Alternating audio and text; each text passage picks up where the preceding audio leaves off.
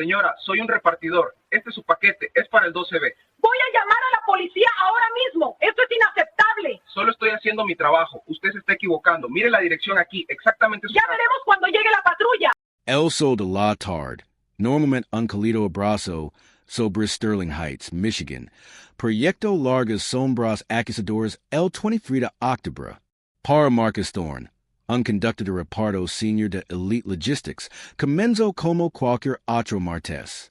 Para el oficial David Chun, ese conversió en la última entrada, en un preocupado registro de mala conducta, un registro que contaba con 17 quejas formales en su contra. 17. Marcus Thorne, un hombre con un historial impecable, un título en gestión logística, y 8 años de servicio ejemplar, estaba a punto de ser tratado como un criminal. Su profesionalismo, su merecido puesto, su humanidad misma, serían desestimados de un solo golpe, lleno de prejuicios. Antes de continuar, ¿desde donde nos ves? Deja un comentario abajo y cuéntanoslo. Tu participación nos ayuda a sacar a la luz estas historias. Sterling Heights, una ciudad a menudo elogiada por su tranquilidad suburbana, y sus barrios meticulosamente cuidados, es esencial de tu menos serena en esa fresca tarde otoño. Una ligera brisa susurraba entre los robos maduros que bordeaban Maplewood Drive, esparciendo hojas doradas sobre los jardines bien cuidados. El aire traía un ligero aroma a humo de lina y tierra humida, típico de finales de octubre en el Medio Oeste. Eran las 15:47 cuando Marcus Thorne, conduciendo una impecable camioneta blanca de Elite Logistics, se detuvo en el número 1422 de Maplewood Drive, una extensa casa colonial Delaware ladrillo. El cielo, una vasta extensión de un azul pálido, no ofrecía ningún indicio de la tormenta que estaba a punto de estallar. Marcus Thorne no era solo un repartidor, era un pilar de eficiencia y confiabilidad. Sus 36 años había cimentado su carrera en la precisión y la confianza. Tras obtener un título de asociado en gestión logística en Macomb Community College, se unió a Elite Logistics, ascendiendo rápidamente en la empresa. Sus 8 años en la empresa se caracterizaron por una excelencia constante. Contaba con certifications en transporte de materiales peligrosos y gestión de la cadena de frío, cruciales para los productos farmacéuticos de alto valor y el instrumento delicado en los que Elite Logistics se especializaba. El año pasado, recibió el prestigioso galardón Conductor del Año de Elite Logistics por su impecable historial de seguridad y sus impecables puntuations en las opiniones de los clientes. Era conocido por su meticulosa atención al detalle, su infalible puntualidad y su trato cortés. Marcus Thorne había ganado su puesto, su reputación y el respeto de sus colegas y clientes gracias a su gran esfuerzo y dedicación. Era un profesional, un hombre de familia y un miembro activo de su comunidad. El oficial David Chun, por otro lado, tenía un historial distinto. Sus 42 años y 15 años en el departamento de policía de Sterling Heights. Su gestión se centraba menos en el servicio público y más en un patrón de mala conducta documentada. Los registros de asuntos internos muestran 17 denuncias formales presentadas en su contra durante la última década. El patrón era claro. Una línea inquietante de comportamiento agresivo, discriminación racial y una constante incapacidad para calmar las situaciones. Un incidente, que se remonta a abril de 2017, involucró una parada de tráfico donde el oficial detuvo a una familia latina por una luz trasera rota. A pesar de que el conductor presentó de inmediato un seguro y una matrícula válidos, quien exigió que salieran del vehículo, supuestamente por movimientos sospechosos. Según documentos judiciales del caso posteriormente desestimado, sometió a la familia a un registro prolongado y inconstitucional de su vehículo, sin encontrar nada, y finalmente les emitió una multa por una infracción inexistente. La denuncia presentada por la familia de talo intimidación excesiva y insultos raciales. El resultado, una reprimenda verbal. Luego vino el incidente de Mayo de 2019. El agente respondió a una queja por ruido durante una barbacoa comunitaria en un barrio predominantemente negro. Testigos y grabaciones de cámaras corporales, revisadas posteriormente por santos internos, mostraron a intensificando la situación de inmediato, gritando ordenes y amenazando con arrestos por alteración del orden público antes siquiera de evaluar la situación. Cuando un residente, James Harrison, intentó explicar que tenían un permiso para el evento, Chun, según se informa, lo impuyó, lo que resultó en el arresto de Harrison por resistencia al arresto. Los cargos fueron retirados y Harrison presentó una denuncia alegando fuerza excesiva y prejuicios raciales. El agente recibió una suspensión de 3 días, que apeló y luego reducir a un solo día. Una denuncia más reciente, de enero de 2022, involucraba al agente al responder a una llamada por hurto en una tienda local. El sospechoso, un joven negro, había abandonado el establecimiento. Chun, sin causa probable, detuvo y interrogó a otro joven negro que caminaba varias cuadras más allá, alegando que coincidía con una descripción vaga. Cuando el inocente Kevin Miller, ese negó courtsman a vaciar los bolsillos en una orden judicial, Chun lo cachó agresivamente, sin encontrar nada. La denuncia de Miller detalaba humiliación y un registro legal. El hallazgo no se ha confirmado el hallazgo debido a pruebas insuficientes, a pesar del relato detalado de Miller y la falta de una justificación clara en las imágenes de la cámara corporal de Chun. Estos incidentes, entre otros, pintaron la imagen de un agente que actúa habitualmente con presunción de culpabilidad, sobre todo al interactuar con personas de color, y que a menudo recurre a la intimidación y la fuerza en lugar de los protocolos policiales habituales. Este patrón establecido, en gran medida ignorado por el departamento, sentó las bases para los sucesos del 23 de octubre. La llamada luego al 9/11, de Sterling Heights a las 1549. La persona que llamó, posteriormente identificada como Karen Thompson, de 52 años y residente de Maplewood Drive 1422, estaba agitada. Su voz, aguda y cargada de sospecha, interrumpió la centro de llamadas. Sí, necesito un agente inmediato, declaró con tono urgente. Hay un hombre sospechoso, un hombre negro, merodeando la casa de mi vecino. Conduce una camioneta blanca. Parece una camioneta de reparto, pero simplemente está ahí parado, sin entregar nada. Creo que está inspeccionando el lugar. Hemos tenido robos en la zona, ¿sabe? No parece este lugar. El operator, siguiendo el protocolo, anotó la descripción y la preocupación de la persona que llamó, marcándola como un report de persona/actividad sospechosa. Sin embargo, el sesgo implícito ya estaba implícito en la solicitud. Un hombre negro, una camioneta blanca, no parece este lugar. Mientras tanto, Marcus Thorne simplemente hacía su trabajo. Había estacionado cuidadosamente su camioneta de Elite Logistics, con el motor enzambando suavemente, justo frente al número 1422 de Maplewood Drive. Recogió un paquete especializado, un contenedor con temperatura controlada que contenía equipo médico sensible, de la parte trasera del vehículo. Se trataba de una entrega de gran valor y urgente destinada a la DRA. Evelyn Hayes, una reconocida cardióloga pediátrica que solía trabajar desde su oficina en casa. Marcus revisó el manifiesto en su dispositivo portátil, cotejando el ID del paquete con la dirección de entrega. Luego, tomó una foto geolocalizada del paquete en el Porsche, un procedimiento estándar de Elite Logistics para confirmar la entrega y el estado.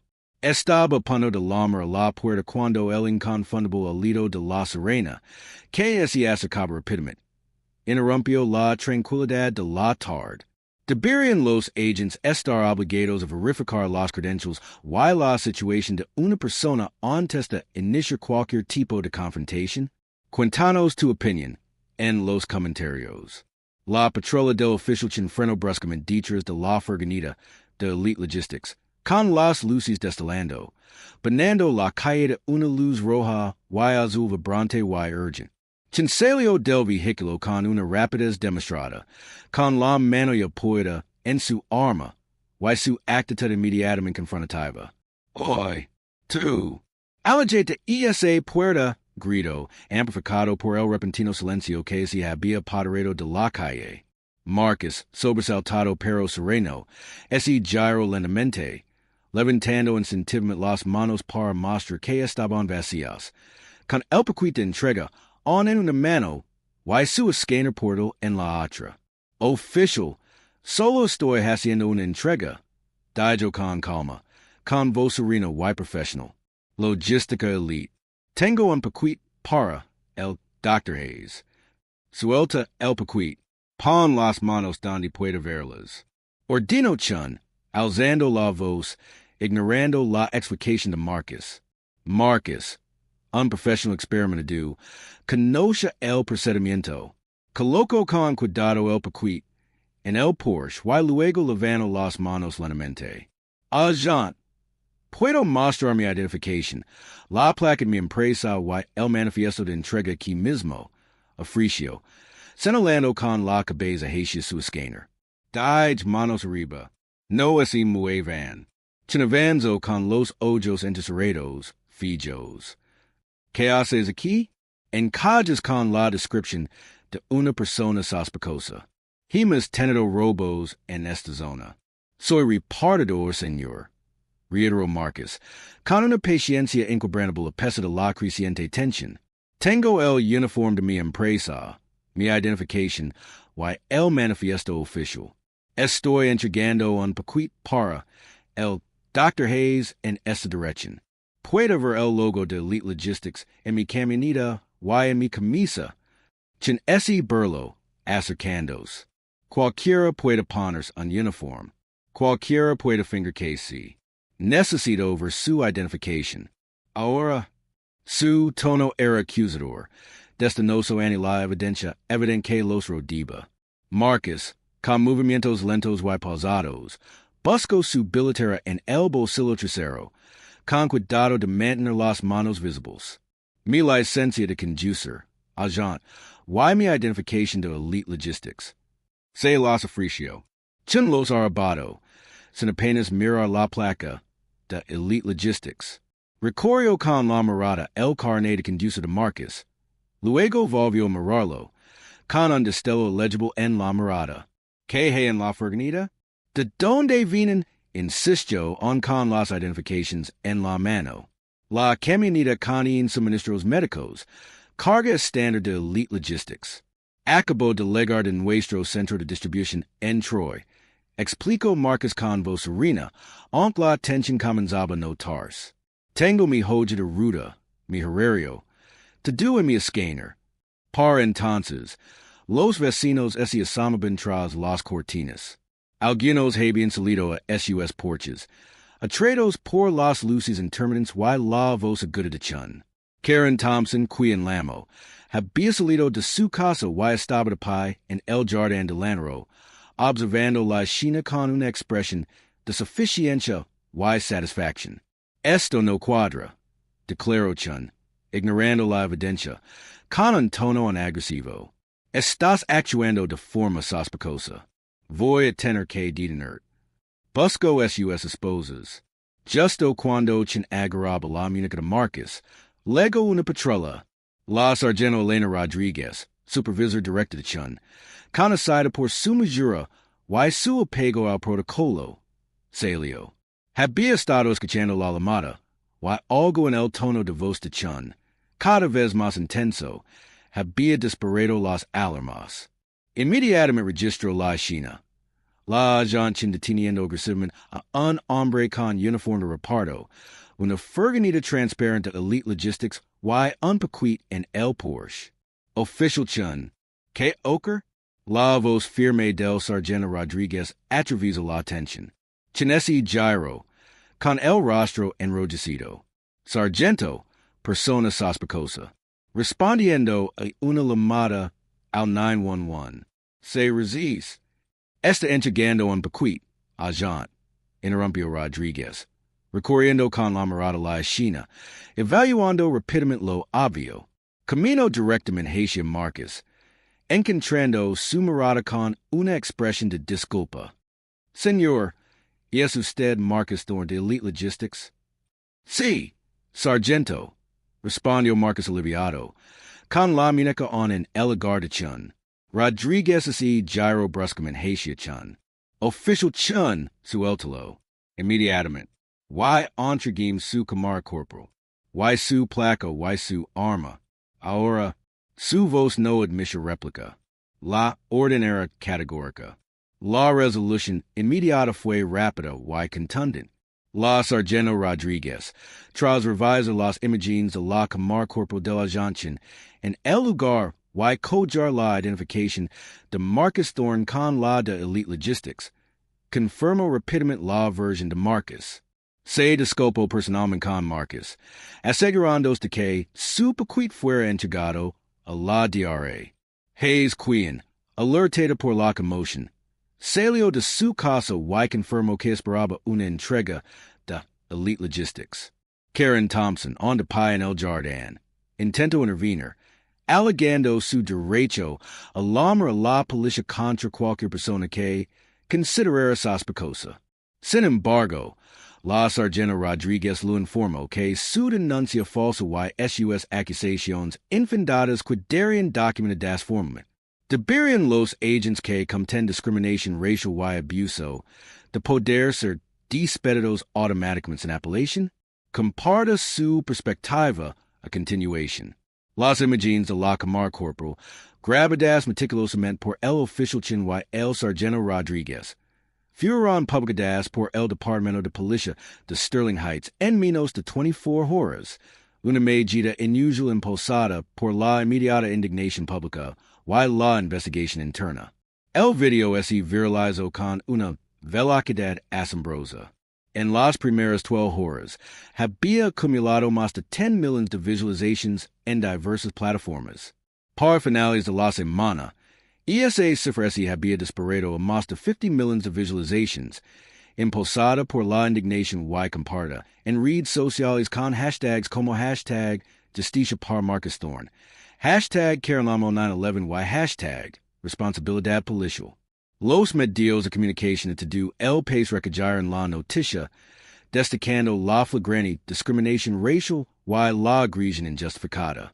Las respuestas institucionales fueron inmediatas y multifacéticas. Karen Thompson, cuya identidad se reveló rápidamente a través de registros públicos y detectives en redes sociales, sufrió graves repercusiones. Trabajaba como gerente senior de relations con clients en Prestige Financial Services, una importante firma regional de inversión. La reacción pública fue rápida y brutal. A las pocas horas de la amplia difusión del video, Prestige Financial Services emitió un comunicado condenando las acciones de Thompson y anunciando su despido inmediato, alegando una violación de sus políticas de conducta ética y un grave abuso de la confianza pública. Marcus Thorne, conmocionado por la traumática experiencia, pero fortalecido por el apoyo público, presentó una demanda de derechos civiles. La demanda implicó a la ciudad de Sterling Heights, al agente Davidson y a Karen Thompson como acusados. Las acusaciones eran exhaustivas: privación ilegal de la libertad, discriminación racial, infligir intencionalmente angustia emocional y una violación de sus derechos amparados por la cuarta enmienda contra la confiscación legal. El equipo legal de Thorne argumentó que el Departamento de Policía de Sterling Heights tenía un historial de omisión en abordar el historial documentado de mala conducta del agente, lo que permitió su comportamiento. La demanda, que exige responsabilidades y una indemnización considerable, se tramitó rápidamente en el sistema legal, intensificada por la negable evidencia en video y la indignación pública. En una decisión histórica, menos de 6 meses después del incidente, la ciudad de Sterling Heights legó un acuerdo con Marcus Thorne por $7 millones. Fue el acuerdo más cuantioso en la historia de la ciudad por un caso de discriminación racial y mala conducta policial, un claro reconocimiento de la injusticia perpetrada. Karen Thompson también legó un acuerdo confidencial con Thorne, aunque los términos no se revelaron. Ese entendió ampliamente que ese trataba de una suma considerable, la carrera del oficial Davidson, que depende de un hilo, finalmente ese vio truncada. Tras una rápida investigación de Santos Inanos, que concluyó una semana después del incidente, el oficial fue despedido formalmente del Departamento de Policía de Sterling Heights. Su carta de despido, un documento que posteriormente se hizo público mediante documentos judiciales, declaraba: sus acciones del 23 de octubre de 2023 constituyen una flagrante violación de la política departamental en materia de desescalada, conducta profesional y actuación policial imparcial. Este incidente, sumado a su patrón documentado de mala conducta y medidas disciplinarias, demuestra su incapacidad para continuar en el Departamento de Policía de Sterling Heights. Su conducta desprestigió este departamento y erosionó la confianza pública. Además, la Comisión de Normas de Aplicación de la Ley de Michigan, Coles, inició un proceso para desertificar al oficial, revocando así su capacidad para ejercer como oficial de policía en el estado de Michigan o en cualquier otro estado con acuerdos de reciprocidad. Su placa y arma, confiscadas por el sargento Rodríguez esa tarde, jamás los serían devueltas. Marcus Thorne, el profesional que simplemente hacía su trabajo, encontró su voz tras el incidente. En una impactante conferencia de prensa celebrada tras el anuncio del acuerdo, su testimonio resonó mucho más a la de Sterling Heights. Si esto me puede pesarme, declaro con voz firme pero con una fuerza serena, un hombre con antecedentes limpios, haciendo su trabajo, con uniforme y la identificación correspondiente, entonces lo puede pesar cualquiera. No es trata de una manzana podrida, es trata de un árbol envenenado. Se trata de un sistema que permite que el sesgo en la evidencia, que prioriza la sospecha sobre el profesionalismo, y que no es responsabiliza hasta que la indignación pública lo obliga. Este acuerdo no es solo para mí, y es un mensaje de que exigimos algo mejor. Exigimos ser vistos como seres humanos, no como amenazas badas, en el color de nuestra piel. Sus palabras reflejan el sentir de millones de personas que vieron las imágenes, un duro recordatorio de la naturaleza generalizada de la injusticia sistémica. Dada la clara evidencia de discriminación racial y un patrón de mala conducta, debería este incidente haber desencadenado automáticamente una investigación federal contra el Departamento de Policía de Sterling Heights? Comparta su opinión. Tras las presiones internas y externas, el Departamento de Policía de Sterling Heights inició una revisión exhaustiva de sus políticas y prácticas. Los hallazgos del departamento, publicados públicamente, revelaron varias fallas sistémicas. Reconocieron una capacitación inadecuada para la desescalada, especialmente en situaciones con sesgo implícito. El informe destacó una falta crónica de rendición de cuentas por parte de los oficiales con quejas reiteradas, señalando que las medidas disciplinarias previas contra el oficial habían sido insuficientes y no habían logrado corregir su comportamiento. Además, la revisión identificó deficiencias en los programas de capacitación sobre sesgo implícito del departamento, que se consideraron superficiales y ineficaces para prevenir la actuación policial perniciosa. Finalmente, los mecanismos de supervisión de asuntos internos se consideraron insuficientes, lo que permitió que persistieran patrones de mala conducta sin una intervención contundente. En respuesta a estos hallazgos y al intenso escrutinio público, la ciudad de Sterling Heights y su departamento de policía anunciaron una serie de reformas significativas. Estas incluyen una capacitación anual obligatoria sobre discriminación para todos los agentes, desarrollada en consulta con organizaciones de derechos civiles y expertos independientes. Revisar en SUS políticas sobre el uso de la fuerza, haciendo hincapié en las tácticas de desescalada, y exigiendo a los agentes que justifiquen cada paso de un encuentro que se intensificará. Se estableció una nueva junta de supervisión civil con facultades de citación para revisar las investigaciones de asuntos internos y recomendar medidas disciplinarias. Quizás lo más significativo es que el departamento se compromiso a realizar investigaciones de asuntos internos más rápidas y transparentes, con plazos claros para su resolución y la presentación de informes públicos. La historia de Marcus Thorne, el agente David Chin y Karen Thompson ilustra con claridad la facilidad con la que los prejuicios pueden invalidar las pruebas y la rapidez con la que una situación rutinaria puede convertirse en una violación de los derechos civiles cuando el prejuicio domina. Revela las profundas consecuencias de convertir el 911 en un arma, convirtiendo una herramienta de seguridad pública en un instrumento de discriminación. Marcus Thorne sufrió humiliación y trauma. El agente Chin perdió su carrera y su pensión, y Karen Thompson perdió su trabajo y su reputación. La ciudad de Sterling Heights se vio obligada a pagar millions, no solo en concepto de indemnización, sino también por la pérdida de confianza en su comunidad. ¿Qué cambia ahora? Es realmente suficiente un acuerdo multimilenario y el despido de un agente para desmantelar los problemas sistémicos que permitieron este incidente?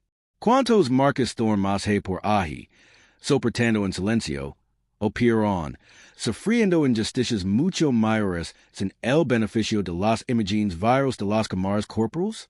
Deberían existir consecuencias legales específicas, incluso cargos por delitos graves, para quienes realicen llamadas al 911 demisiblemente falsas badas en prejuicios raciales que conduzcan a la detención ilegal o daños a una persona inocente. Compara SUS propuestas políticas en los comentarios. Esta lucha por la rendición de cuentas, por la justicia, por un sistema que verdaderamente sirva, y proteja a todos SUS ciudadanos.